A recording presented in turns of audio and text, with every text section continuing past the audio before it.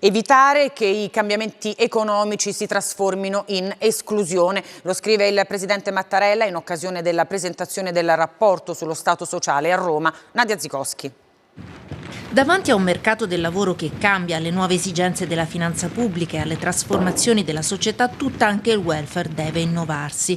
L'occasione per ribadire l'idea di Stato sociale sulla quale il Presidente Mattarella insiste viene dalla presentazione del rapporto annuale, concentrato in questa edizione sul dialogo fra welfare pubblico e occupazionale. Servono interventi ragionati, spiega il Capo dello Stato, che non possono limitarsi a mere erogazioni di sussidi di natura esclusivamente assistenziale, ma devono avere un obiettivo caro a Mattarella, quello di promuovere l'uguaglianza e l'inclusione sociale.